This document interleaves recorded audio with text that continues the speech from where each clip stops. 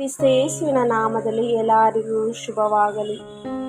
ಈ ದಿನದ ಶುಭ ಸಂದೇಶ ವಿಶುದ್ಧ ಲೂಕ ಅಧ್ಯಾಯ 6, ವಾಚನಗಳು 6-11.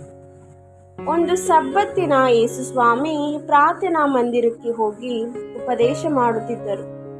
ಅಲ್ಲಿ ಬಲಗೈ ಬತ್ತಿ ಹೋಗಿದ್ದ ಒಬ್ಬಾತ ಇದ್ದನು.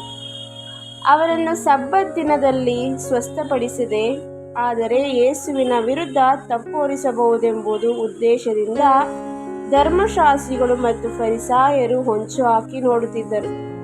ಯೇಸು ಅವರ ಆಲೋಚನೆಗಳನ್ನರಿತು ಬತ್ತಿದ ಕೈಯುಳ್ಳವನಿಗೆ, ಬಂದು ಇಲ್ಲಿ ನಿಲ್ಲು ಎಂದರು. ಅವನು ಎದ್ದು ಬಂದು ನಿಂತನು. ಆಗ ಯೇಸು ಅವರಿಗೆ, ನಾನು ನಿಮಗೊಂದು ಪ್ರಶ್ನೆ ಹಾಕುತ್ತೇನೆ.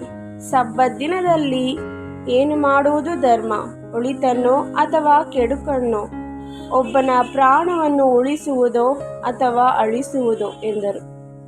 ಅನಂತರ ಸುತ್ತಲೂ ಇದ್ದವರೆಲ್ಲರನ್ನು ದಿಟ್ಟಿಸಿ ನೋಡಿ, ಬತ್ತಿದ ಕೈಯುಳ್ಳವನ ಕಡೆ ತಿರುಗಿ, ನಿನ್ನ ಕೈಯನ್ನು ಚಾಚು ಎಂದರು.